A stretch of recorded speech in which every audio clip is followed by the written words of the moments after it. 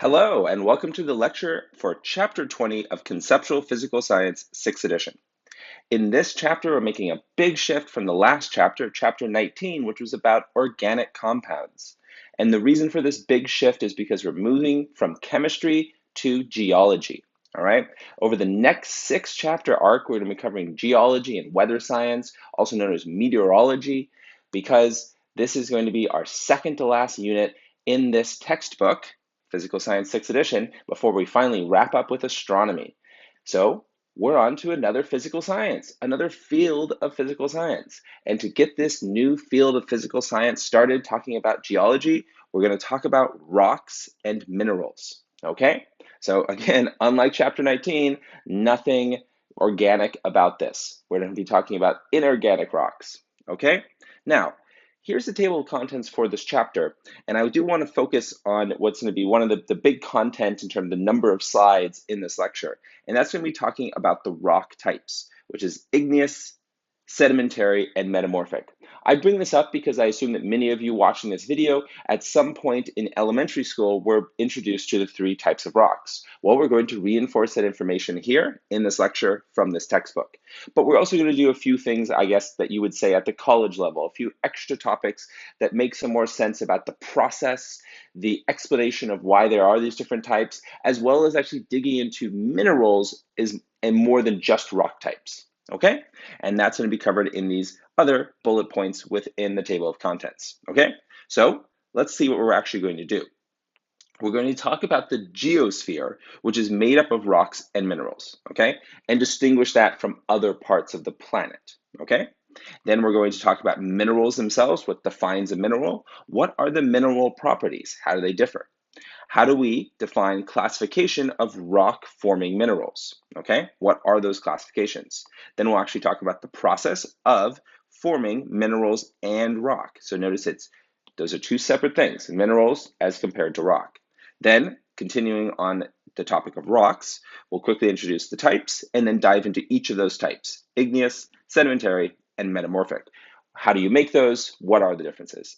And then we'll finally wrap up with a neat idea, which is the rock cycle. And I guess this is a really important idea because geology, as much as basically all of the earth sciences, if we're going to include oceanography and meteorology, the study of the atmosphere, since you have the inside of the planet, the oceans, and the atmosphere, all the parts of the planet that people study in so much detail because, of course, it's the planet we live on. But I bring this all up because there's lots of cycles. There's the CO2 cycle, there's the water cycle, in this case, the rock cycle. There are many parts of our planet that are continuing on these time-scale cycles, and it's a reoccurring theme, and we're going to see it first here. Okay, so let's get into the content. So, the geosphere, again, we're going to define what that is made up of rocks and minerals. There are just 8 elements, okay? We know what elements are from the periodic table that account for 98% of the Earth's mass. So that periodic table with 115 elements, but only 8 of them make up 98% of the mass, okay? What are those 8? Well, they are iron, oxygen, silicon, magnesium. Notice the order I'm doing these in is in decreasing overall percentage. Started with iron, more iron than anything else in terms of contributing to the Earth's mass. All right, and if we're looking at the top 8, we got 4 more to go, which are nickel, calcium, aluminum, and sodium. And everything else falls within that 2%, or rounded more accurately to 1.9%. That's everything else, including heavier elements like gold and silver and uranium, right? And also including lighter elements like hydrogen, helium, carbon, right? Because those aren't major contributors to the mass, okay? Now, in terms of their number of atoms, they might be quite high, but they're not the major contributors to the mass of the planet, okay? That 10 to the 24 kilograms, that's the scale of our particular world we live on, well, 33% of that is iron.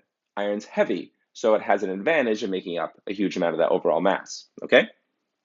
That is the whole Earth.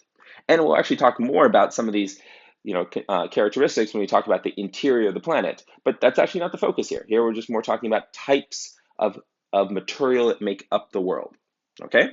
So continuing on, we are going to do our layers of the Earth. Again, we'll talk more about the interior of the planet in future chapters, but here we have the layers of the Earth showing, Okay, so from Earth's early molten or nearly molten state under the influence of gravity, so we're saying that Earth started as mostly a liquid state, molten being liquid rock. Okay, the heaviest elements sink to the center of the Earth because heavy things sink to the bottom in a liquid. So the core is composed of dense iron-rich material. All right, so the inner core, the outer core, both very iron-rich. Lighter elements migrated towards Earth's surface because lighter things buoyed up by the buoyant force will float in a fluid. So the mantle is less dense than the core. What is the mantle? It's this region here, pretty substantial region, okay? It's between the crust and the core. The crust itself is composed of even less dense silicon-rich, okay, and oxygen-rich material, okay? So the crust is very thin, right? Think of it as the crust that forms on a body of liquid, right? If you let pudding cool in a room or something, you're going to get a thin crust that forms on the surface. Same idea here. There's a thin crust made out of the lightest material. It is a solid, okay? And it is silicon rich and oxygen rich, okay, which you don't think about every day, although you maybe hear about, silicon as an important component for computers. There is a lot of it in the crust we all live on, okay? So oxygen and silicon make up 75% of the Earth's crust, okay? Now, I guess I'm making a big deal about silicon because of its applications, but in terms of overall percentage, that crust is almost half oxygen. Maybe you might be thinking to yourself, wait, oxygen is a gas. Well, this is oxygen that's combined with other atoms to make molecules that form rocks and minerals. Okay, so the idea is that oxygen is an important building block of these inorganic compounds that form rocks and minerals. Okay, but there's other contributors in the crust. There is significant amounts of aluminum, some iron just because there's so much of it, calcium as well, sodium, potassium, and magnesium. Okay? So, what are minerals? Well, they are naturally occurring, formed naturally rather than manufactured. Okay, so that's what we mean by a mineral. They are always formed by natural processes in the earth. Okay, physical processes that are happening on the earth happened before humans evolved. They are crystalline solids. Okay, we'll show that, but the idea is that they're not just a random mix of atoms, but instead a organized mix of atoms. They have an orderly, there's that organized, and repeating arrangement of atoms, ions, and or molecules. They have a specific chemical composition with slight variation, okay? So again, unlike a rock, which might just be a heterogeneous mixture of different, and we talked about this when we talked about mixtures, but different compounds, minerals are all one compound throughout, okay, for the most part.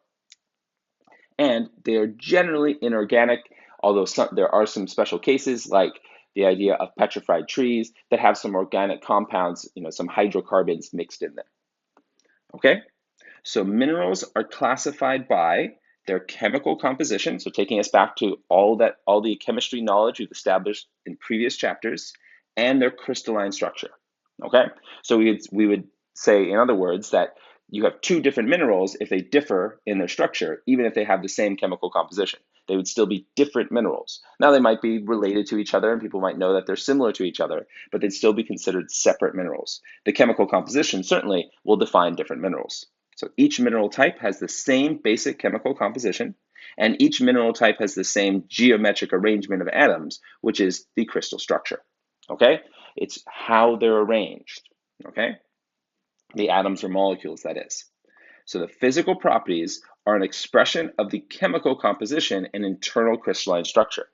In other words, if the atoms are arranged in a certain way, that might make the rock or the mineral stronger, which means it would resist breaking, or it might make it hold together better in response to heat, which means it will resist melting. On the other hand, certain structures might melt more easily than others. Also, obviously, the actual atoms that make it up, the chemical composition, will also lead to certain bonds. Those bonds can be broken more easily in some minerals, so those minerals maybe would have a lower boiling point or be weaker. And indeed, we can say the crystal form, the hardness, that's the breakability, the way that the mineral can cleave or fracture, just the way it can break along certain break lines, so to speak, the color and the density are all related, as well as the melting point, to these chemical compositions and internal crystal structure.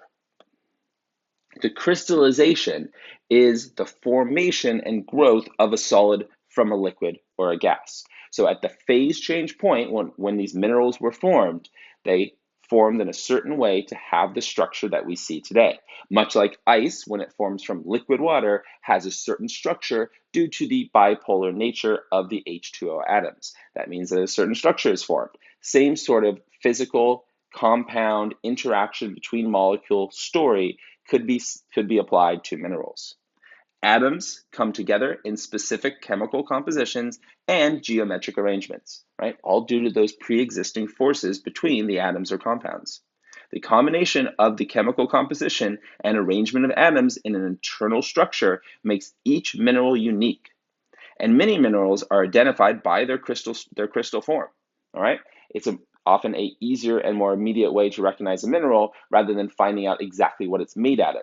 Especially because to know the particular atoms inside any material, you often need to break that material apart and subject it to a very strong magnetic and electric field, not something that's easy to do in practical science. So we identify often rocks or minerals by their form, their crystal form, okay? Which we can often see under a microscope, even if it's necessary to use a higher power microscope like an electron scanning microscope. But let's just take a step back and appreciate that here in these initial slides, which are very text dense and very picture light, we are just telling the story about why chemistry and understanding chemistry is so important to understanding geology. Notice that that's been the big tie-in here, is that chemistry is the underlying explanation of these different minerals, okay? So let's talk a bit more about crystal form, which is crystal shape, in other words. It is the outward expression of a mineral's internal arrangement of atoms. So it's something you can see on the macroscopic or small microscopic scale. Internal atomic arrangement is determined by the atom ion charges, size, and packing, and the forces between them. The conditions in which the crystal grows also affect the crystal form.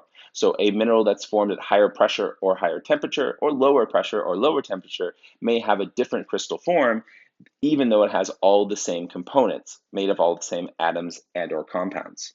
Right? So temperature, pressure, and also actual room for growth. So well-formed minerals are rare in nature. Most minerals grow in cramped, confined spaces. And this definitely affects the form we see, as opposed to growing a perfect crystal in a lab, if we're just considering a crystal as an example of this type of form. Okay? So some minerals can have the same composition, but a different structure. All right? As I pointed out before, just changing the structure is enough to define a new mineral. So different arrangements of the same atoms result in different minerals, by definition. Diamonds and graphite are two examples, because they both have the same composition. They're all carbon, but just the arrangement of all carbon can make a very drastic difference, because diamond has very different clarity in terms of the passing through of visible light, right? Its opacity or visibility, transparency. And then graphite, certainly graphite is opaque and has very different hardness properties, okay? Even though they're made of the same thing. Such minerals are called polymorphs because it's just the shape that affects their different properties, because it's not the composition. The composition is the same, okay? So polymorphs. Graphite is a polymorph of diamond, okay? Or the other way. With a different crystal structure, the minerals have different properties. Certainly, right? Diamond and graphite couldn't be more different in terms of their hardness and, again, their opacity. All right, so diamond as compared to graphite, just due to these different structures. And what's nice here is this is the first time we've seen these graphical or pictorial representations of crystal structures. We can see that diamond has this almost perfect 3D grid, right? Where you have lots of these different shapes and basically repeating structures of those shapes, some sort of cube-like shape, okay? Whereas here with graphite, instead it sheets that form, and the sheets are two-dimensional, and the 3D comes from the stacking of the sheets, but there's no significant bonds between each sheet, so very different structure, okay? Zoom back out. All right, so hardness, a property that I've mentioned quite a bit, right, as have the slides, is the resistance of a mineral to scratching, so surface scratching. That's what we mean by hardness. That's different than, say, strength or toughness or cleavage ability, right, the breakage of a mineral. Hardness instead is surface scratching. Hardness is dependent on the strength of a mineral's chemical bonds, and the bond strength is determined by the ionic charge, atom or ion size, and packing. Okay, so again, all these chemical properties, no surprise there.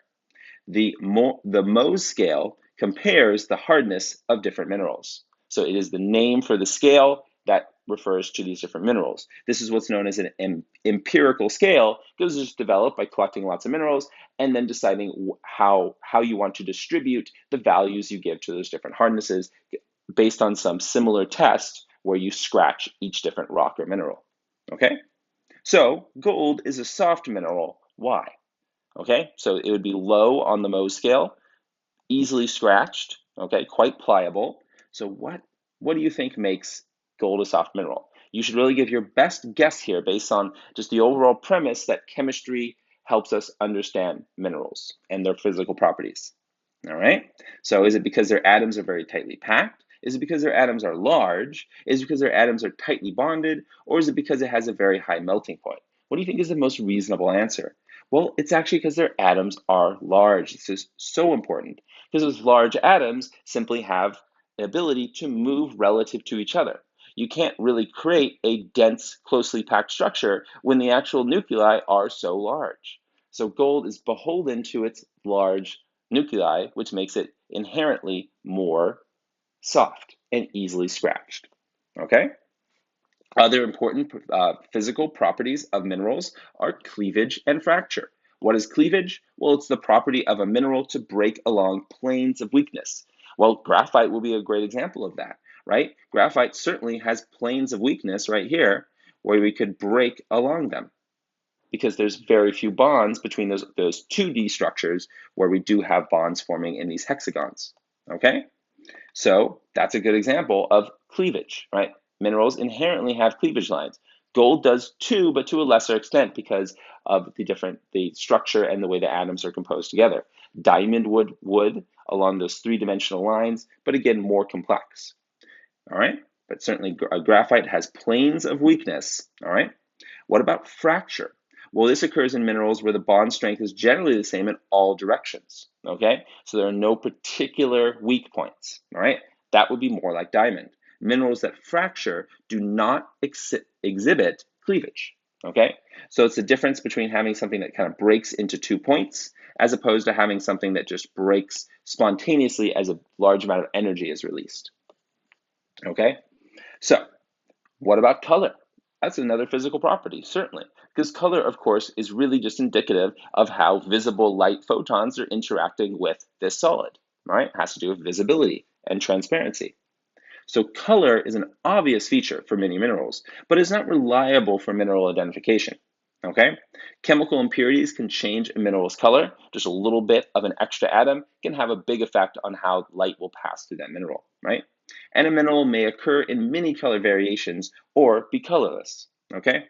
So here are some examples of well-known colors, such as the color of ruby as compared to sapphire, both examples of minerals, okay? Precious minerals, but minerals nevertheless. Density is the ratio of a mineral's mass to its volume. We've seen density many times. We saw this way back in our physics chapters. We defined density with the Greek letter rho, and it was kilograms per cubic meter. Okay, it's the same density here, no surprise. In simple terms, it is how heavy a mineral feels for its size. Okay, so the denser the mineral, the heavier it is. Okay, for a fixed size. So the physical properties of a mineral are predominantly related to what? A, the external conditions of temperature, pressure, and the amount of space available for growth. B, the chemical composition and the internal arrangement of the atoms that make up the mineral. Or C, the crystal form, the hardness, the cleavage, and the fracture, as well as the density. Or D, all of the above. Well, you might know the answer here. It is, in fact, the chemical composition and the internal arrangement of the atoms that make up the mineral. Okay? Why is that? Because chemistry dictates these mineral properties, the physical properties of the mineral, the properties we see at the macroscopic scale more than anything else. Okay? So that is predominantly related to, that is the best answer, the most important is the chemical composition. Is that to say that the possible answers A and C are completely off topic? No, these play a role, but they are not predominant. Okay? So the color of a mineral is predominantly related to what? Its chemical composition, its internal arrangement of atoms, its luster, or the temperature and pressure conditions at the time of crystallization. What do you think is the most answer here? We hinted at that color was a not a perfect method of determining composition. So perhaps it shouldn't be A, right? Well, in fact, it still is A. It's just that it's not best suited to mineral identification, because the idea is that any small impurity can affect the color. Now, if we are interested in the exact atomic structure of the mineral sample, then color can tell us something, but it's a more complicated form that isn't going to lead us to the broad categories of mineral type. What are the broad categories of mineral type? Well, we'll be talking about that, but obviously something that includes oxygen or silicon would be the broadest level, okay? So there are two classifications of minerals, all right? So a segue from what I was just saying. The biggest way we can break minerals down and start splitting them into smaller groups to remember these different types of mineral names, we can consider those that are silicate and those that are non-silicate. Remember, silicon is such an important composition of the crust. When we're talking about minerals, we're really talking about the crust because humans do not dig down into the mantle of the planet. We do not take samples nor any resources from the mantle of the planet. It is impossible for us to dig that deep. Everything we do in terms of acquiring minerals and as well as investigating them or researching them involves the crust of the planet. So of course, silicate minerals are going to be very important because silicon plays such an important role, okay? So silicate minerals make up more than 90% of the Earth's crust. Even though there's more oxygen per mass in the Earth's crust, just the idea that there are minerals that have silicon in their atomic structure or in their chemical structure, there are more of those than any other type of mineral, okay? So silicate minerals are made up of silicon, right, an element from the periodic table, and oxygen, right, the other big player in the crust, along with other elements, the ones that make up the overall percentage of the crust's mass, aluminum, magnesium, iron, and so on, okay? All silicate minerals have the same fundamental structure of atoms, the silicate tetrahedron. And this is really the reason that we make such a big deal about those minerals that are silicate and those that aren't, because there's such a recognizable structure for the scientists that study these types of rocks and minerals, okay? So the silicate tetrahedron looks something like this, with a silicate atom in the center and these other atoms arranged around it, okay? So the silicate minerals are divided into two groups, the ferromagnesian silicates and the non-ferromagnesian silicates. Well, ferromagnesian is referring to iron, which is the ferro part. It's just the Latin word for iron, and magnesium included in the other part of the word. So ferromagnesian refers to these minerals that include iron and or magnesium. Okay, so those are the silicates. Remember, all silicate minerals have, well, are silicon and are oxygen, right? They all have those because these are in fact oxygen atoms arranged in this silicate tetrahedron, because that's the fundamental building block of these rocks or these minerals, okay? And these ferromagnesian silicates tend to have a high density and are darkly colored. On the other hand, those silicate minerals that don't include iron or magnesium, so neither of them, tend to have a lower density and are light in color, okay? All right, so far we've established that most of the crust is composed of these silicate minerals, although there are non-silicate minerals, which we haven't talked about much. But within this 90% of the crust that are silicate minerals, there's a big grouping between those that have iron or magnesium and those that don't, okay? All right, so have and don't have. Okay, so of the non-silicate minerals that make up the remaining 8%, okay, of the Earth's crust, we have carbonate minerals, oxide minerals, sulfide minerals, sulfate minerals, halide minerals, and native elements, so pure elements, okay? Obviously in small percentages, but very sought after, okay? Examples of the carbonate minerals are calcite and dolomite. The oxide minerals, so minerals that don't include silicon but do include oxygen, the largest by mass player in the Earth's crust, are the ore minerals, which include hematite, magnetite, and chromite. The sulfide minerals are also ore minerals, but the ones that are primarily have those sulfur atoms in them are pyrite and galena. In terms of sulfate minerals, well, we have gypsum and anhydrite. Finally, with the halide minerals, we have halite and fluorite. And the native elements are gold, platinum, and iron, for example, although you could also include silver. Okay? So these are the non-silicate minerals. They make up a small overall percentage of the Earth's crust. All right, obviously lots of mining operations will seek them, and they play an important role in terms of the chemistry because they're different than the silicate minerals, but they are much rarer. Okay, so the silicates are the most common and abundant mineral group because silicon and oxygen are the hardest elements on Earth's surface, the two most abundant elements in Earth's crust, or are found in the mineral quartz? Or is it because they're formed in that tetrahedral structure we saw? So what's the reason that they are so common? All right. Well, it's simply because the elements are most common. That makes sense. Most common mineral comes from the most common elements in the Earth's crust. Okay? So minerals form by the process of crystallization. I think we've definitely established that, right? We've talked about that process is basically cooling into a solid. The minerals crystallize from two primary sources, magma, which is molten rock, and water solutions, mixtures of compounds in an aqueous state, which is, in other words, surrounded by those bipolar H2O molecules, those polarized H2O molecules with positive and negative charged end. Okay, that's the water solution. Lots of things are soluble in that water, right? Okay, so let's talk about that process of forming these crystalline structures, forming these minerals. Minerals crystallize systematically based on their respective melting points.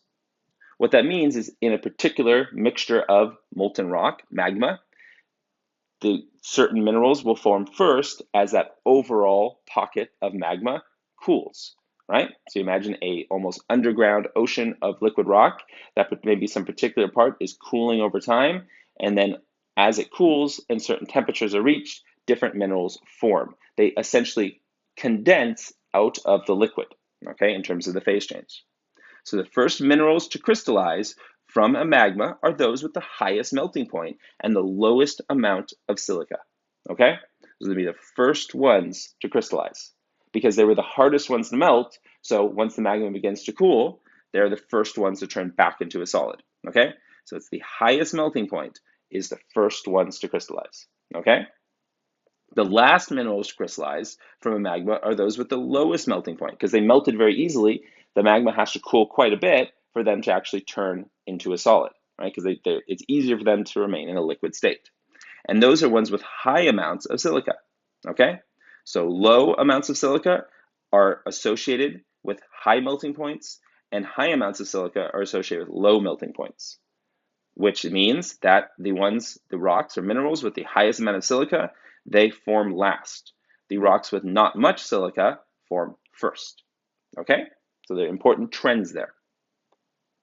So water solutions, on the other hand, are associated with the later stages of crystallization from magma, and they account for many important ore deposits. All right. So the idea is that there would be pockets of water left over, and those eventually will allow for condensation of minerals. As water solutions become chemically saturated, well, then we start to have solids form out of them, condense out of them. Minerals precipitate. Okay. We've talked about this process before, back in a previous chapter. Please review it.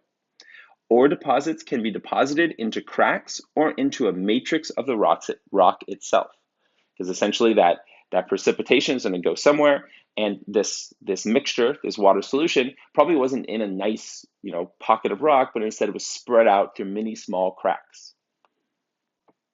Water solutions can precipitate chemical sediments such as carbonates and something known as evaporites. For chemical sediments, the solubility rather than the melting point determines which minerals will form first. because it's all about that idea of reaching saturation and precipitating out of the solution. Okay, this again, we covered this in our chapter on mixtures, this very process. Okay, so it's not about melting point, but instead it's about that solubility as the quantitative measure of which minerals form first. Okay, in other words, low solubility minerals precipitate first because it's not very easy for them to dissolve, so they're the first ones to precipitate out. On the other hand, high solubility minerals that dissolve very easily will precipitate last because they can have a much higher saturation point.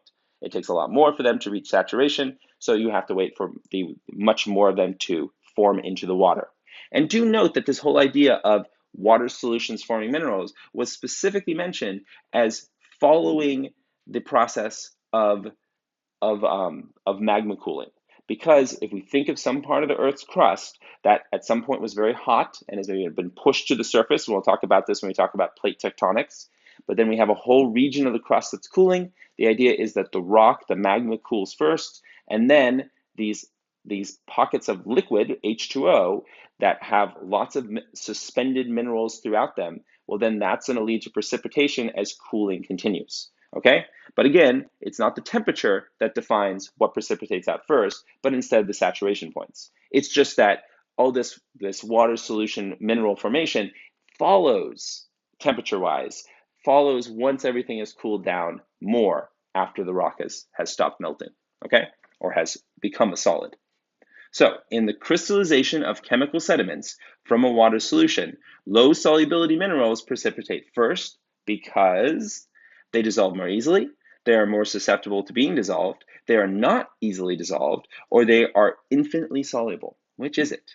Those that precipitate first in water solutions are those that are not easily dissolved, because they're going to be the ones that basically reverse dissolve first because it was difficult for them to dissolve in the first place. They're very easily saturated in the water solution.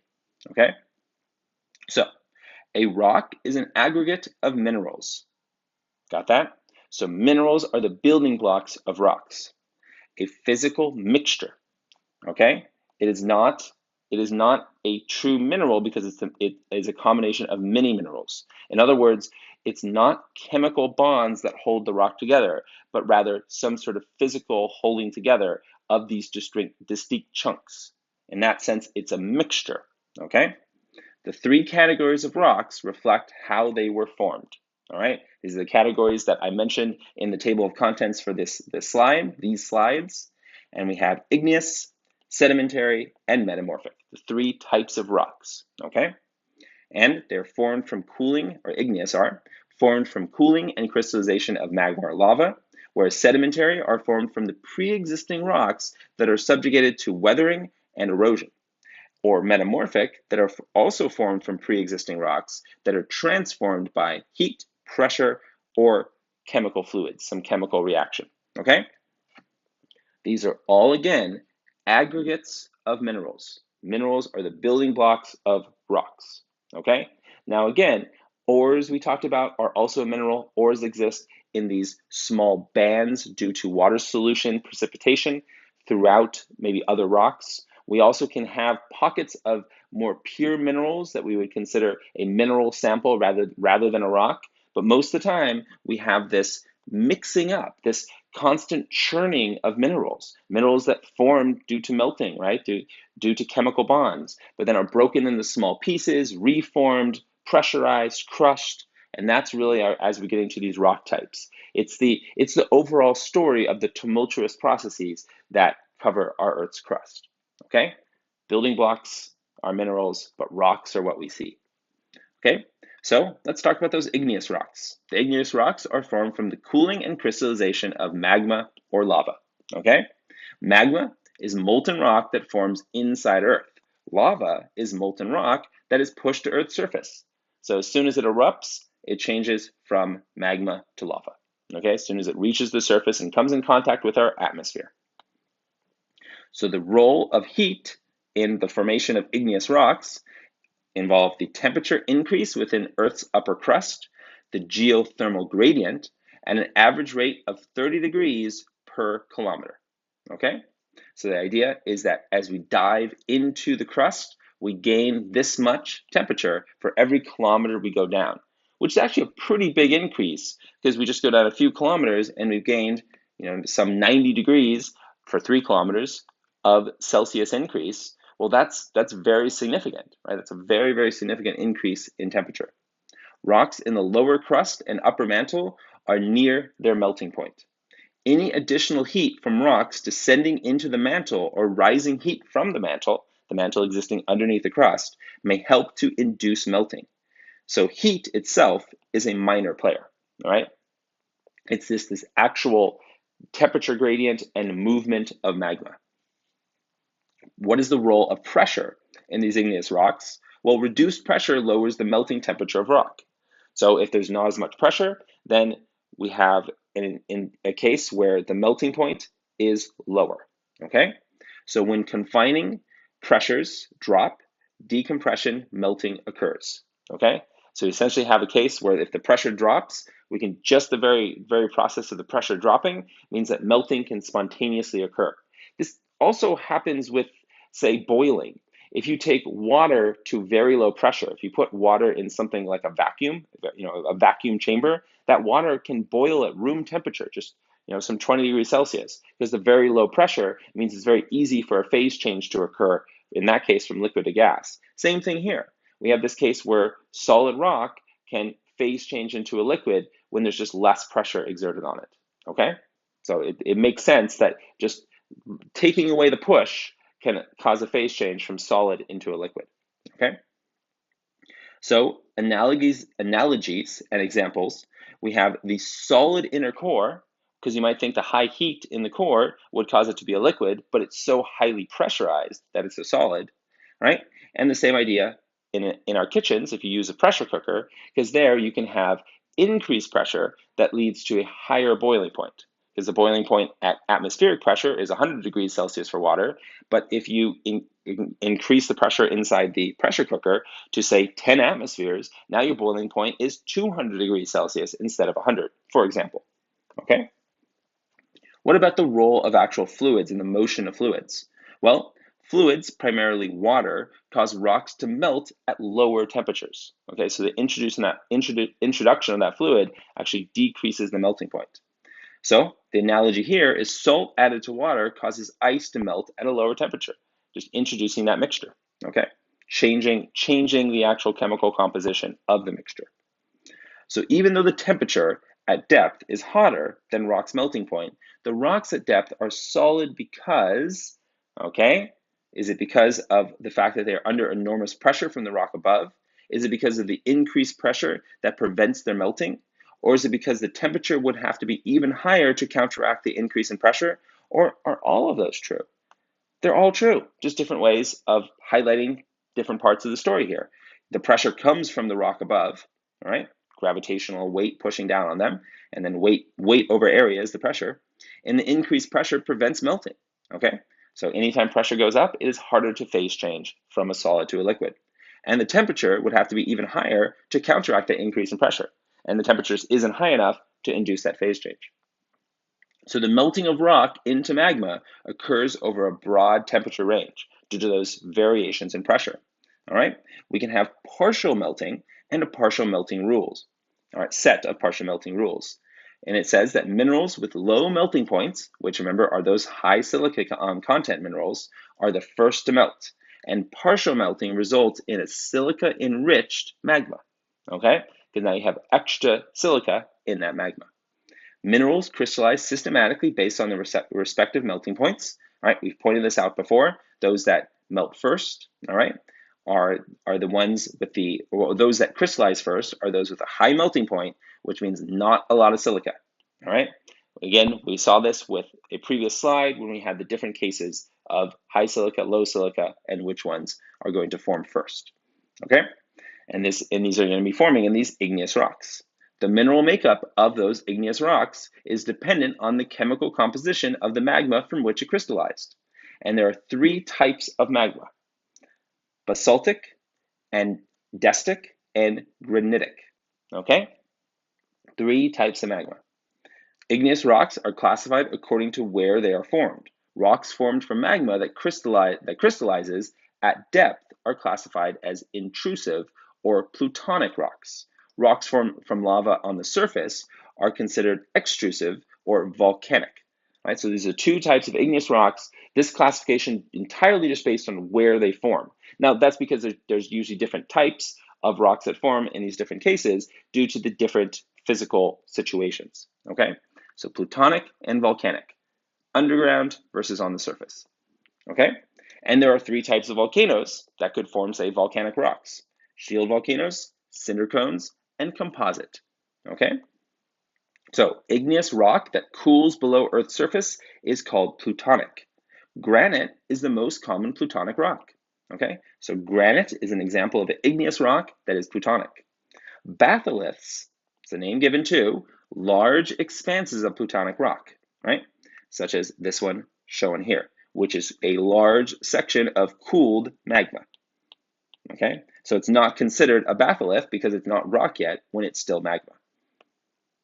Sedimentary rocks, on the other hand, are a whole different story, and these form from one of four processes: weathering, erosion, deposition, or sedimentation. This is all stuff happening on the surface, driven by the flow of water and the weather cycle. Okay? So weathering is the physical breakdown and chemical alteration of rocks at Earth's surface, coming in contact with the atmosphere. There are two types of weathering: mechanical weathering, which is breaking and disintegration of rocks into smaller pieces, right? That could come from wind or rain or snow or whatever. Or chemical weathering, that involves the chemical decomposition and transformation of rock into one or more new compounds. Okay, so let's talk about some examples of weathering. We have frost wedging, which is alternate freezing and thawing of rock into fractures and cracks that promote the disintegration of rocks.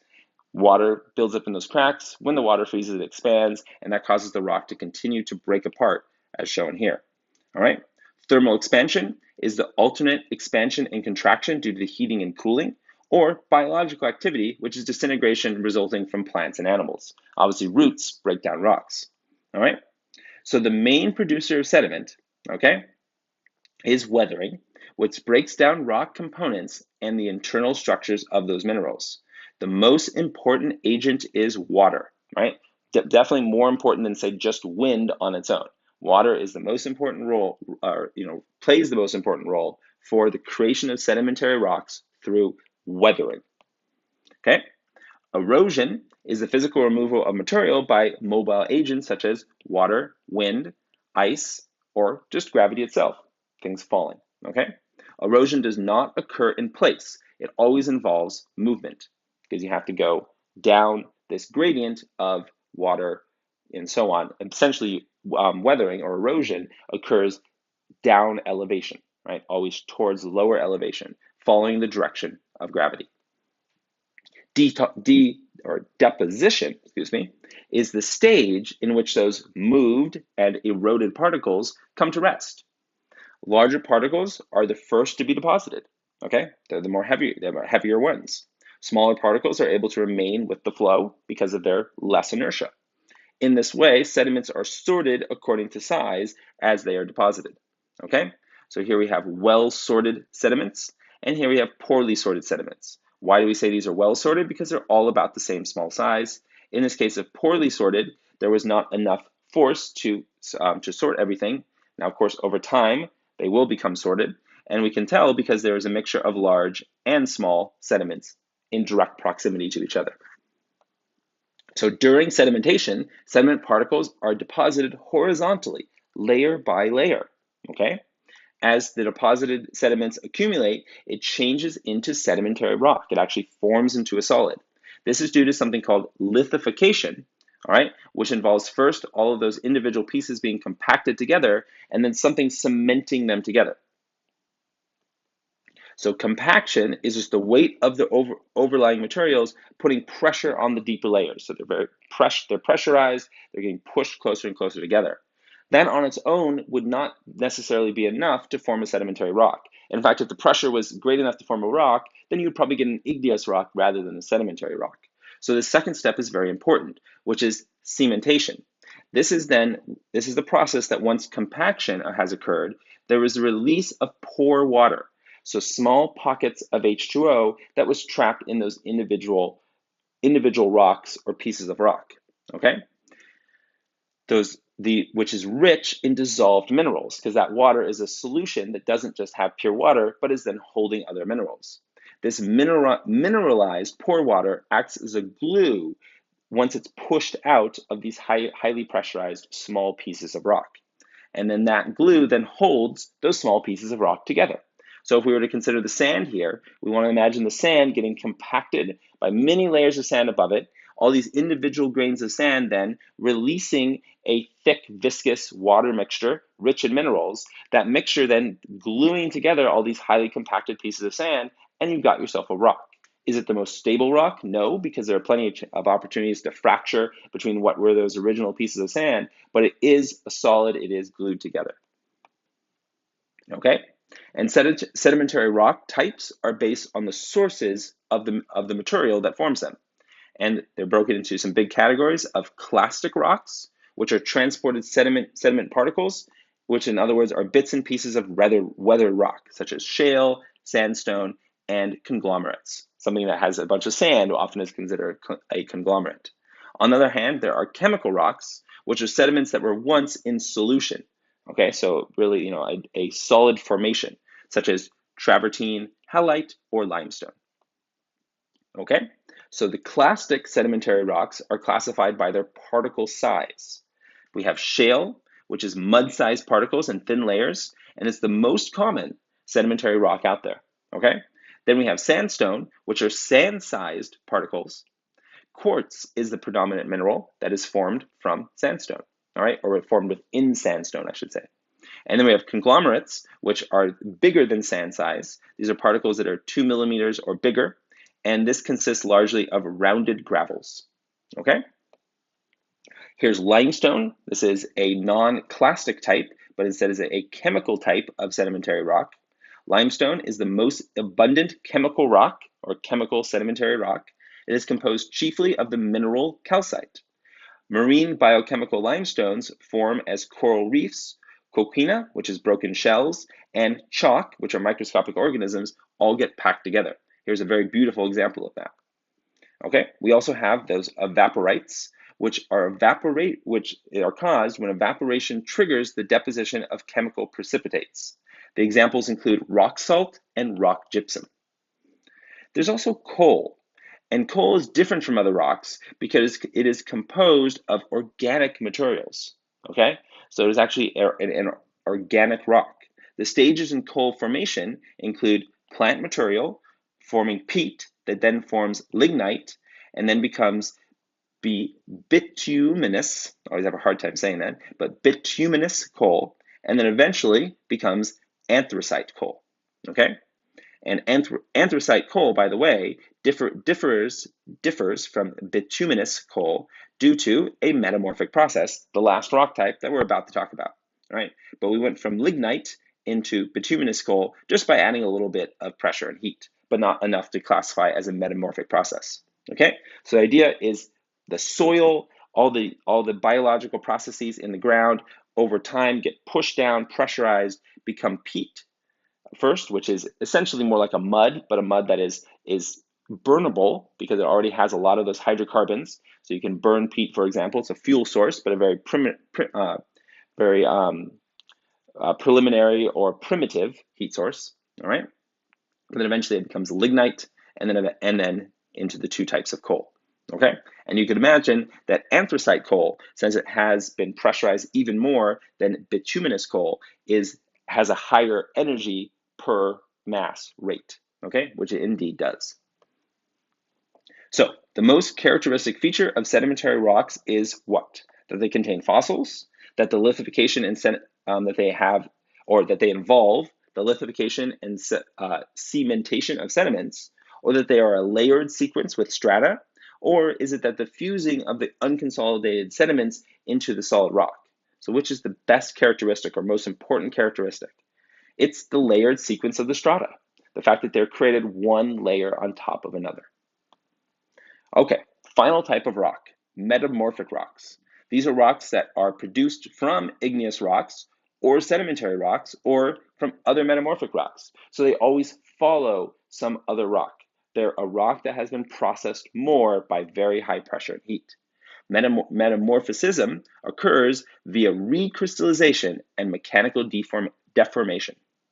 So, contact metamorphism is when a body of rock is intruded by magma. And this process is typically associated with high temperatures and high water content, because that magma always carries some water with it. Lots of chemical activity, not much or no mechanical deformation. All right, so regional metamorphism includes the alteration of rock by both heat and pressure over an entire region rather than just near a contact between rock bodies. Metamorphic rock is defined by the appearance and mineral content. It is classified into two types, which we see with so many of these rocks. Right? There's always these sub-classifications. In the case of metamorphic rock, we have foliated and non-foliated. Foliated metamorphic rock is layered in sheets, and the non-foliated simply is not layered. Okay, so foliated metamorphic rock includes slate, schist, and gneiss. Okay, so these are all examples of layered metamorphic rock. On the other hand, non-foliated metamorphic rock includes marble and quartzite. Okay, no clear layers here. So marble is an example of what? A crystalline metamorphosized limestone, a foliated metamorphic rock, a recrystallized sandstone, or a non-foliated mica. What do you think is the best answer just based on the key words that show up here? Well, it's the crystalline metamorphosized limestone, okay? So finally, let's wrap this up with the rock cycle. So molten rock rises from the depths of the earth, cools, solidifies, and eventually returns to becoming magma again. There's no rock remains forever. So let's then consider this cycle, starting with magma in the first place. So this is magma rising up from the Earth's mantle, often intruding into the crust of the planet. What happens to it? Oh, excuse me there. Well, it cools and solidifies. This is the process of crystallization. Then that forms igneous rocks, fire-formed rocks, right? Either forming on the surface or underneath, which are going to be your volcanic or plutonic igneous rocks. Then some weathering can occur. That weathering then will allow for transportation and deposition of those weathered rock pieces, which then forms a new rock, a sediment rock, a sedimentary rock. All right?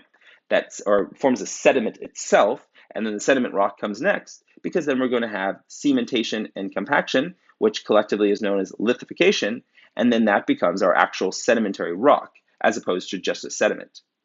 Well, then what's going to happen is that sediment then may get pushed back into the earth in a place where there is now lots more heat and pressure than there was on the surface. That's going to lead to metamorphism, which is then going to make a changed rock or a metamorphic rock from an original sedimentary rock. Well, that metamorphic rock may get pushed further down into the crust where it's melted in, say, the mantle or near the mantle and forms magma yet again, and the cycle starts over. Now, there are cases where we can skip over the cycle, for example, where an igneous rock can get immediately metamorphosized, or we can have a case where a metamorphic rock gets brought to the surface due to an earthquake or any number of processes involving plate tectonics, and then that metamorphic rock then can actually get weathered, transported, and deposited into a sediment. And we can also have a sediment, or a sedimentary rock that is, turned back into a sediment if it gets re-weathered. But overall, despite these times where we can kind of reset or go backwards in the cycle, we do have an overall process that goes in this clockwise direction, starting things over every few million years or however long it takes. So hopefully this gives a context or an overall picture to all these different types of rocks and rock types. All right, well, thank you so much for watching. I hope this introduction to geology has been interesting. We'll continue it in the next chapter.